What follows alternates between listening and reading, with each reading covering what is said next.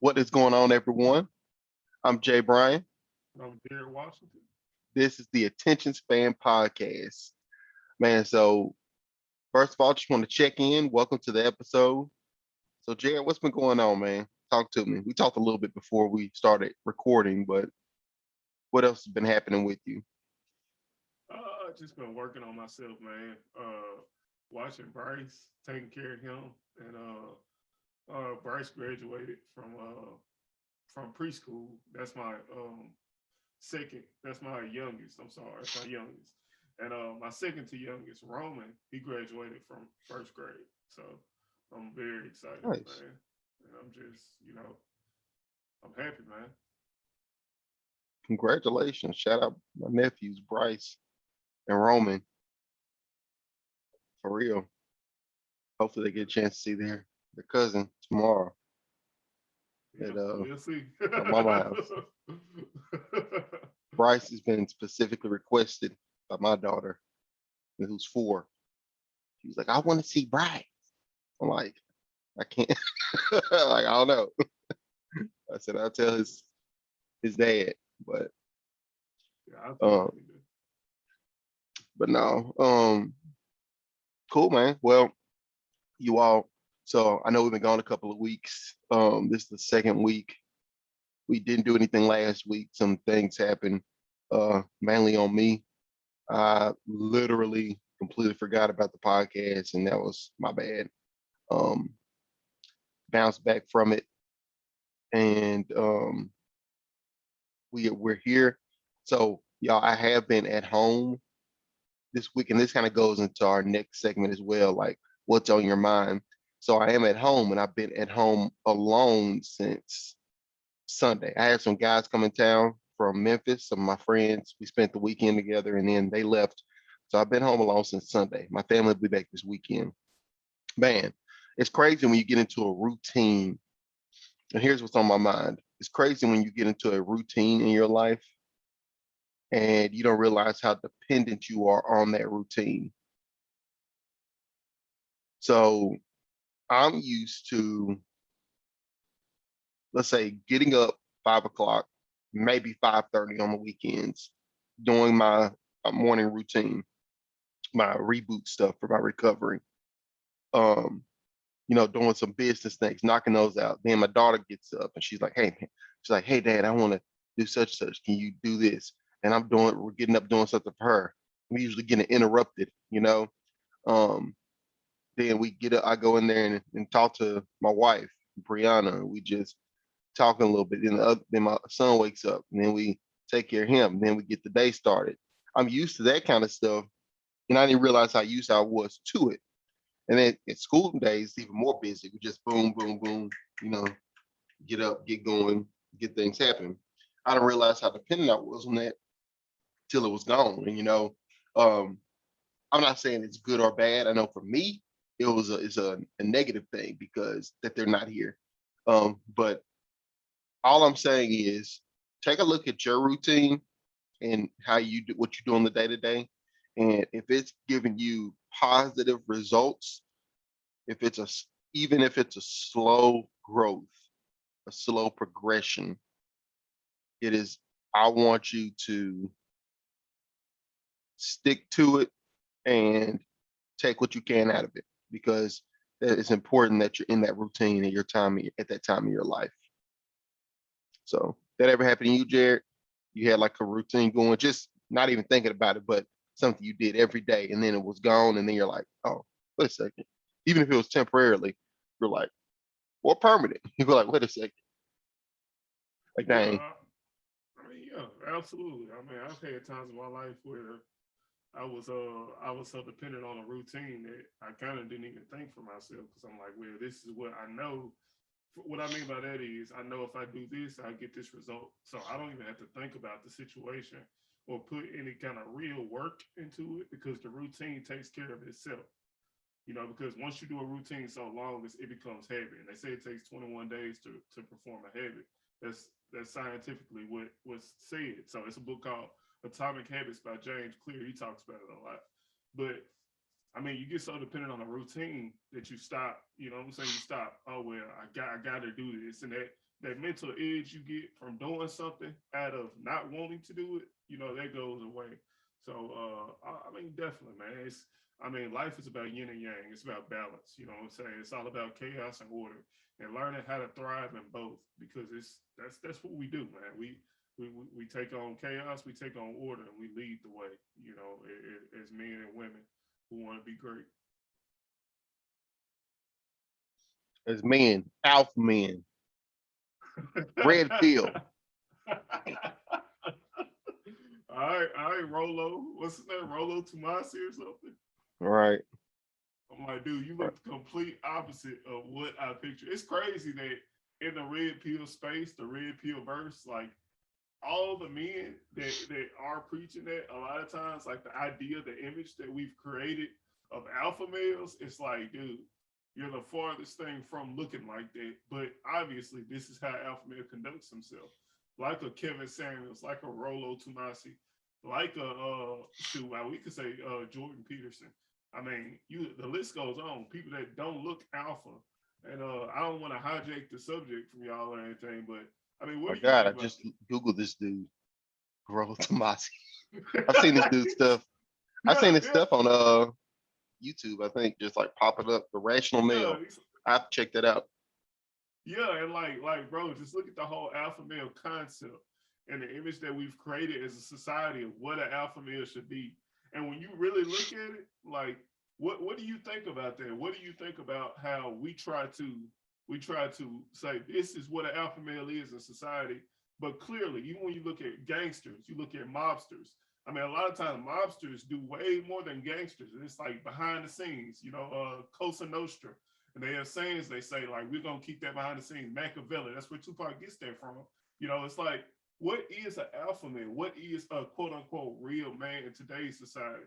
And I'm gonna cap my point off with saying that even if you look at Kendrick, on one of Kendrick's songs at the end, I remember his dad having a saying at the end where he was like, real is God, nigga. Real is taking care of your motherfucking family.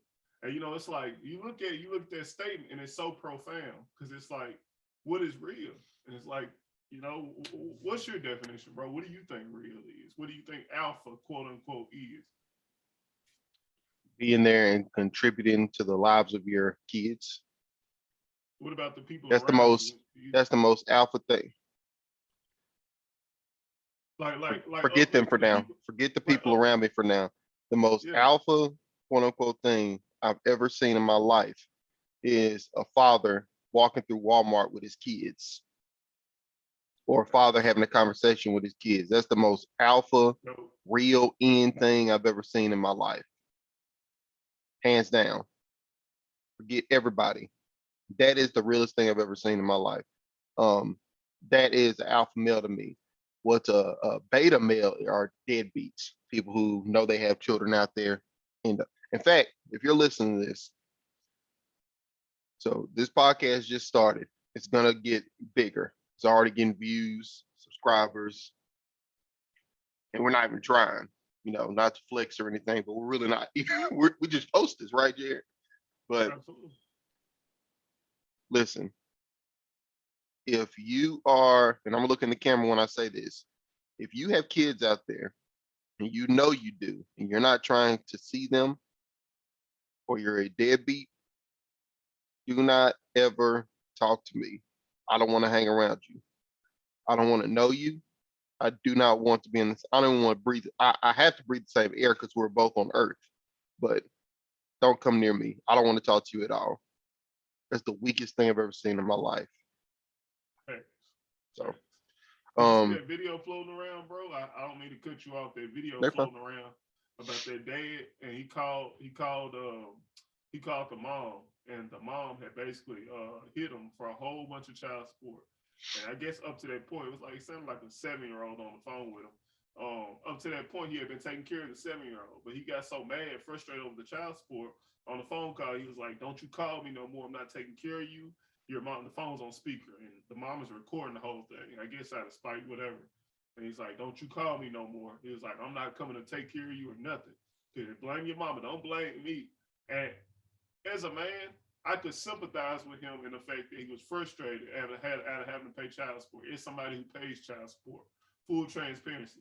But what I can't sympathize with is, like you said, the deadbeatness, because deadbeats, man, it's like, you know what I'm saying? Like, what are you living for if you're not living for your kids? What's your real motive and objective on this earth?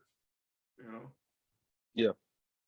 Um, I mean, deadbeat. The money, the money don't have nothing to do with your children and being in their lives. Um, if somebody's stopping you, like if there's like a restraining order on, or you're going through legal stuff, your baby's mother or your ex-wife or whatever is stopping you or trying to stop you from seeing your children, and you're fighting that. I'm not saying that's deadbeat behavior, but if you're choosing not to see them, you're a deadbeat. I don't care if you're put on child support. I don't care. I it, you had to kill me. You had to kill me or put me in jail for me not to see my children. Um, I don't care if I'm on $1 million worth of child support. Not that I can pay that, but I'm gonna see my kids. Like I would be danged, and I'll go on record. Y'all can use this in legal records later. I don't care. I'll be danged if I don't see my kids. Period. Um, that's my mentality. So kind of going back to what we were talking about, that's the most alpha thing I can say. It's not getting a bunch of girls. It's not having sex with a bunch of women. It's not being a high value man. Being It's super none of that real, stuff. I mean, strong. I'm not saying nothing's wrong with that stuff. Like, it's fire, great, do your thing. For real. There's a lot of stuff I get from the red pill community. I'm married. I'm happily married. Like, I'm happily married with 2 children.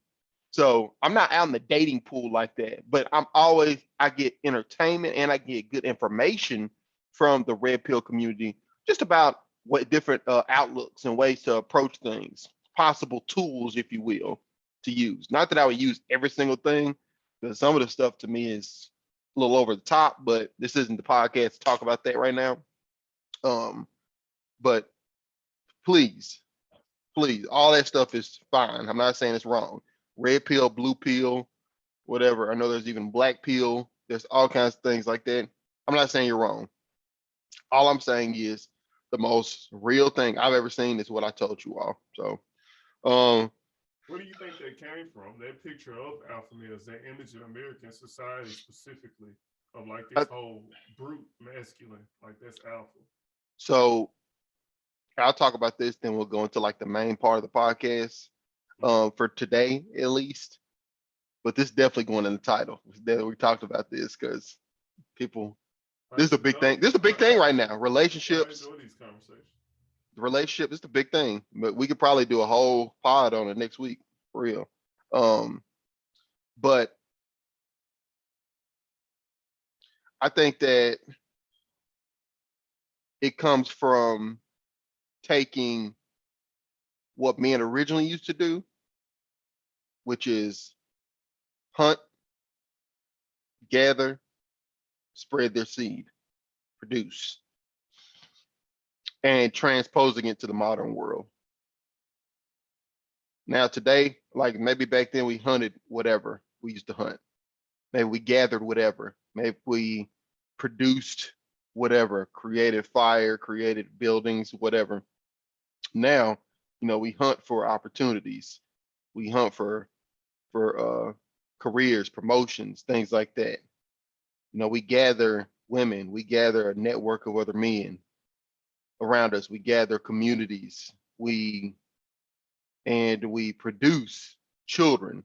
We get on as many women as we can, or we have a drive to do that naturally. Um, I don't know. I don't know that. I don't know that monogamy is natural. I don't know if it is or not. I know that But let me put this caveat: people can be most animals in the animal kingdom, they come in twos. That's all I want to say. right, right. Okay, so if that's the case, then it might be more natural than even I realize. I don't know. I know that for guys, including myself before, I wouldn't say now, but before, it's been very hard. I had to learn. I had to really learn, and it took energy to be monogamous. It took a lot of energy to be monogamous. It did take a lot of energy to chase girls in college. I mean, it did take energy, but it didn't. It felt just normal thing to do. Maybe it was where I was in life. Maybe it's where we are in our lifespan that makes us choose that and what feels right and what doesn't feel right. Now monogamy feels natural to me, but it wasn't always the case.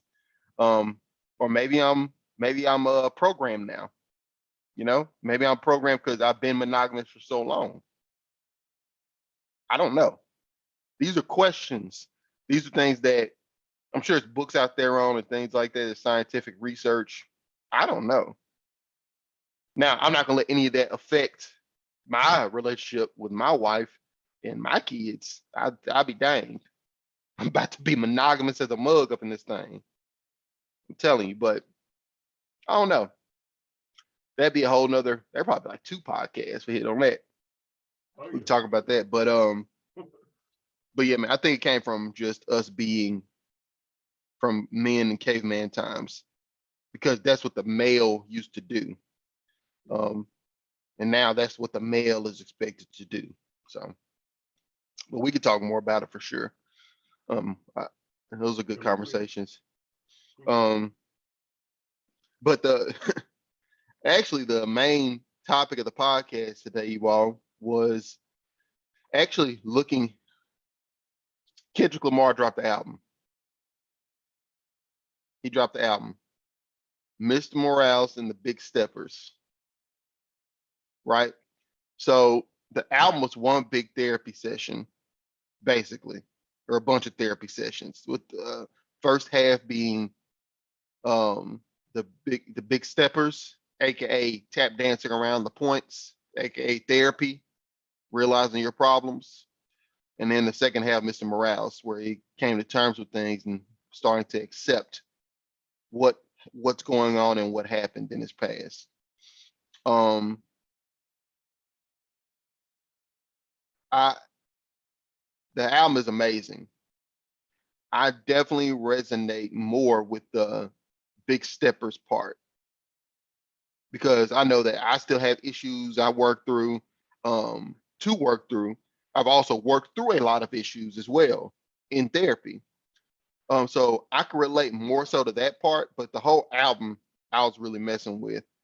So, Jared, when it comes to like, now, first of all, you like the album? I love that. I give it a 10 of 10. 10, you give it a 10 out of 10. That means it can't get any better. Yeah, 10 out of Heck 10. no, absolutely not. Like the writing on Mother I Sober, When We Absolutely Cry not. Together, the There's no way. dialogue. I mean, Father Time, the beat is sensational. N95, boy, one Okay, of the lace Future. that. Yeah, I'm Dude just said saying. sensational. I'm saying, boy, one of the lace like N95 to take off the like the whole just experience of Mr. Morale and the Big Steppers. It's one gigantic timestamp in the history of my life. Yeah, now that's true. That's true. It's cap on the 10 out of 10. But the album itself is fire. Um, I like the I like there's so much to dissect on it. I Yeah, don't know. So there's so much that to dissect. So Auntie my Diaries. Yeah, go ahead. Go ahead. yeah, so um my favorite song on there probably is Die Hard because in that song he talks about opening up and how he's being scared to open up.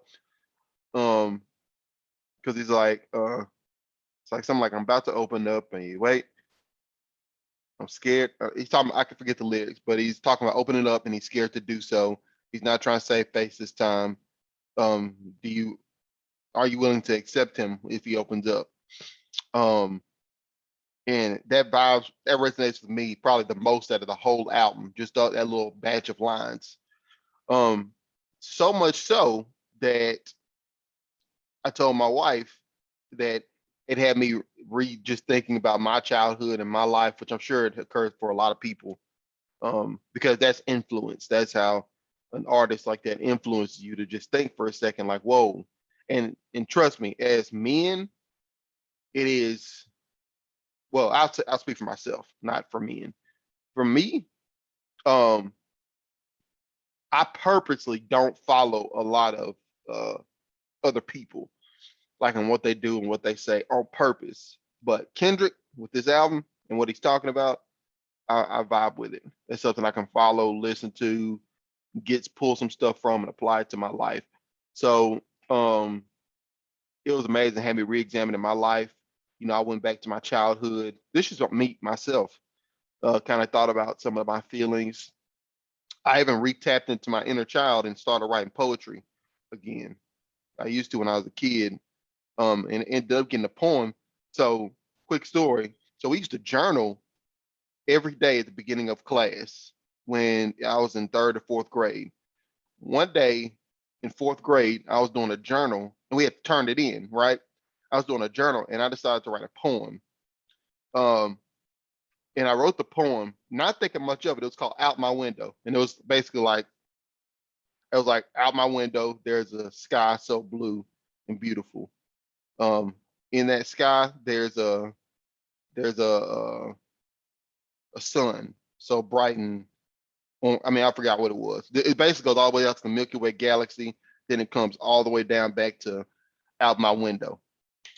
And basically, I turned that in, not thinking much of it. And my teacher like printed it, got it framed and everything, and it ended up in a book of poetry. My dad told me he got it put in the book of poetry. I never saw it, but I didn't think much of it. But I've always had a gift of writing poetry anyway, of writing in general, but writing poetry specifically, that I re-tapped into. So, you know, I've written a few poems that have really helped me in my own personal life in the last 2 weeks. They've literally I wrote one called The Void. I've written one called Forgive Myself. I've written one Can we called get can we get 4 or 5 sentences from one of them? Can you pull it up real quick? You can share yeah. screen I, or you I'll can go share grab it. screen or something. No, it's I wrote it. I hand wrote it. I'll go grab it and we'll end the podcast with some of the lines from it for sure. We'll do like The Void or something. Um, Okay. but yeah, it helped me tap back into my childhood and just rethinking things, my thoughts, um, all that. So it's an amazing album. Now, the song that hit the hardest, easy, Father easy. time, Oh my God, no, no, not all crown, the time. Heck no, mother I absolutely soul, not. No. Then united we I agree, then I got it. No, it's fearless. fire. Mother I sober is fire. No, you skipping all around the song. Count me out. Hear me out. Count me out. The ending of this So one. nasty.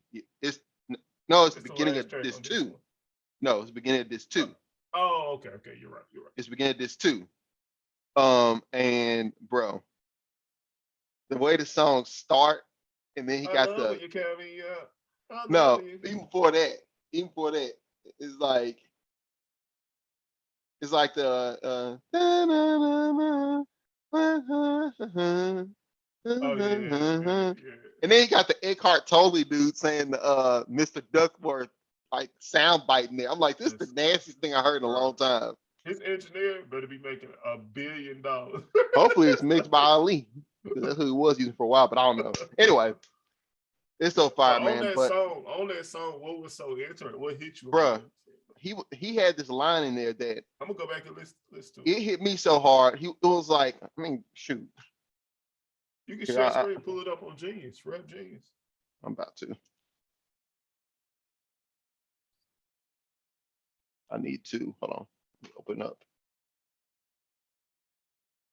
a personal browser, and then let's do Count Me Out. Kendrick lyrics. Okay, we're a Rap Genius household here. We're not using these basic. Oh yeah, no, not AZ Look lyrics. at some of these No, basic not AZ sites. lyrics. All that. Right, yeah, I'm good on that. All right, let's see here. All right, I see it. good, good. Um, oh, right here where it says right here, mask on the babies, mask on the op, wear masks in the neighborhood, stores you shop, but a mask won't hide who you are inside. Look around the reality carved in lies. That is the nastiest line in history. Jesus, that's hard. Mask on the babies, mask on the op. Talking about because we all wear masks at the time, COVID. Mm-hmm. Wear masks in the neighborhood stores you shop. So we wear masks everywhere. But a mask won't hide who you are inside. He's talking about not the N95 mask we wear, but the metaphorical mask that people walk around with to hide what's really down inside themselves. Absolutely. That those bruh, that's our favorite part of that song. The whole song hard. First of all, the beat slow, but do rapping fast and that thing. I'm like, let's go. But anyway, um, it's sick, man. It's therapeutic, cathartic song. I love it. So it's an amazing album. I would give it an 8 out of 10. I know I'm giving it a 10 out of 10 because that means there's nowhere else to go from there, and it definitely has places where it could be better. I think. So I'll give it an 8 out of 10 for sure. I think it's one of his best albums that vibes with me personally. I haven't felt a connection with an album like this since 2014 Forest Hill Drive when J. Cole dropped it in 2014. I remember when that thing came out, I never in my life sat and listened to an album from front to back. Never in my life. But I Really? laid on the couch and listened to the album from start to finish. Start to finish. Twice. Start to finish. Dude, I when you listened to the album. when Huh? you start with Love Yours, you know how much I cried to that song? Like Oh I yeah, Love Yours is nasty. and then you So simple, so basic, but the right. message he was, I mean, he took us on a journey basically on that album. That was the whole point of the album. But Love Yours, to get to that realization that everything you already have is you should appreciate it. That was one of the, and that killed in the concert. It was also one of my first concerts I went to was on the Forest Hill Drive tour in Atlanta. I was in the pit. I thought I was a J. Cole fan. Bro, when I tell you them folks in that pit right there in front, when they knew all the lyrics, I'm talking they knew all the lyrics. Yeah. I thought they didn't miss a word. I was like, oh, I'm a like, let's say it's 10 levels. I'm a level 6. Oh These yeah. folks level 8, It's real. 9. Some of them probably 10. So yeah, it was fire though. Great energy, great concert. He was talking. He was like, look, you know, this is what made me write this song. I realized this. So it's amazing, man. Starts from his childhood, takes you all the way through the journey to getting signed, all the way to current at that time. So same thing with this album. It takes you through a journey, and I really like that. So definitely check out the album. Obviously, Kendrick is not dang up. He's not sitting here paying us to promote it. Check it out. Even if you're not Kendrick Lamar fan, listen to the messages he's giving in the songs. And a couple of things I want you to just do is number one, check out the album, see what you can pull from it. Number two, examine yourself. You know, even not necessarily with a therapist, but sit there and just think about yourself. And I know for some people it can be hard to do that. So if that is too hard for you to really just think back and work your way through stuff, seek out professional help. And that's number three. You need to seek out professional help, like a professional therapist. Myself, and I have a master's in addiction counseling, but I'm not a licensed counselor right now. So if you want professional assistance, seek out a professional counselor. They can, they're trained. We are trained to help you open up and to help you examine some of those things in a professional manner, without leaving wounds open and things like that. So with that, Jared, anything you want to add? I'm gonna go off camera for a second and grab my book poetry so I can wrap up, Okay, but you can I'll go ahead talk. and Yeah, add I'll your talk. points. Yep. Yeah. So y'all, Mr. Morale is actually one of the, to me, one of the greatest albums I've ever heard. I listened to him front to back. Uh, yeah, man. I mean, you should always like go into music with an open mind, experience it. You know what I'm saying, and just sit and actually listen to the sounds because the sounds are telling a story simultaneously while they're rapping. So everything, all that encapsulated, like you have to get the whole experience to fully understand it. I just want to say, man, like always, always be true to yourself, listen to music from independent thinker perspective, and get different ways of viewing things, because there's always another way to see a different perspective. And people don't always tell the truth about, what I'm saying, or people don't always explain the lyrics, but what do you take from it? And that album is so much to take from. I mean, you're gonna have to we'll have to be breaking it down for years. But that's pretty much my take on it. All right, you all. So world premiere of my poem. No. Um, y'all have one called The Void. I have Forgive Myself, The Mind, and Havana, which Havana is What's the gonna be a most much emotional? most emotional one I've probably written is Forgive Myself. Yeah, look, can we hear that? Yeah, you can. So all right, so this is called Forgive Myself. So I wrote this, I have the dates on here. I wrote it 2 days ago. Um, I wonder if I'll ever be able to forgive myself, rid myself of the pain of regrets, everlasting, immortal, eternal. Will the regrets end before I do, or will I go first? That's a question only I can answer in person, in person, inside myself as a person. I take a look inside and see lies, deceit, bad choices, falsely supported friendships, drugs, sex, pain, bullying, weakness, negativity, addiction, and hope. Wait, what? Hope. Yes, hope. The hope that after seeing all that, I can just leave it be. I can let it float around in there along with goals, love, caring, support, vulnerability, positive people, positive conversations, intelligence, growth, family, and much more positive going for me than negative. I let the regrets float on by into my universal mind, and I hop onto and ride the good ride. There's more to come, but that's it. That this is forgiveness. I forgive you, Justin Brian Washington. That's it. So yep, that poem when I was feeling really, really down a couple of days ago, and I was like, well, let me just write it out. The poems aren't necessarily for to go in any book or anything like that, or for public consumption.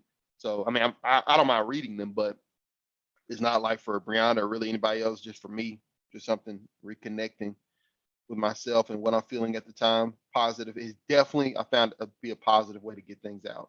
So that poem is just about knowing that those things are there, accepting them, and just letting them float on by, and choosing to focus my energy and ride on the good things that are in my mind, because they're good. There's negative, positive, negative. I can choose which one I stick with. So that's Forgive Myself, world premiere of the poem. So It's dope, bro. I'm glad you like it. I got a few more in there, but and I mean, I just write more as they come. I started one called Havana, and that one's probably gonna be more than a lot of them are like half a page, maybe one page. So do you That one's focus gonna a be real lot long. on the rhyming element, or is it more of a stream of consciousness? It depends. It depends on the situation. Because I noticed in that one it wasn't a lot of rhyming. It was just more like an adjective, like trying to explain the You know, situation how you feel. there was a bit in there. There was a bit of like rhyming and Like metaphor I stuff. realized the lies inside. You said something like that. Yeah, and I didn't even try to do that. That's the crazy thing. But that's that. That's that. I've always had that poetry. The poetry came before the rapping. You know, I had the poetry before the rapping, and then the rapping I rapped in. Now I'm back to poetry, reconnecting with it. So stuff's gonna be rhyming, and it's gonna have some really cool You ever stuff in thought there. about going? You ever thought about going to some local poetry slams or open mic nights to do your raps or poetry? I thought about it, but I mean, not Maybe right when I, now. maybe when I come down there, I'm his brother, y'all. For context, we should do it. We should go, me and you together, for the first time. Yeah, I don't know, man. It depends because they're not really for to be said Public. at poetry slams. Um, I mean, I'm open to it, but we'll have to see. for sure. We'll have to see for sure. It's a good idea though. I like it. Um, all right, you all. So with that, hopefully you all were able to get some stuff out of this. We had a couple of really good conversations, I think. Shoot. So next week we're gonna come back and really dissect some of the more of that the red pill, blue pill stuff.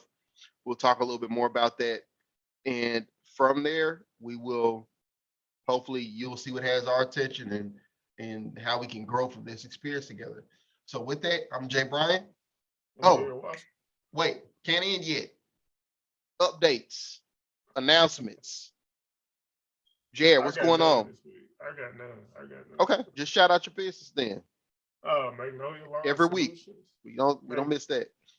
Magnolia Lawn Solutions. You can contact me. You can contact us at 601-249-9140, and we service the Central Mississippi area. Cool. And what services do you all do? I mean, I know Uh, lawn, but what else? yeah, lawn cutting. We do lawn cutting. We do pressure washing and things like that. So anything to do with Nice. lawns, really. Nice. Um, you all, and again, I'm a learner engagement expert.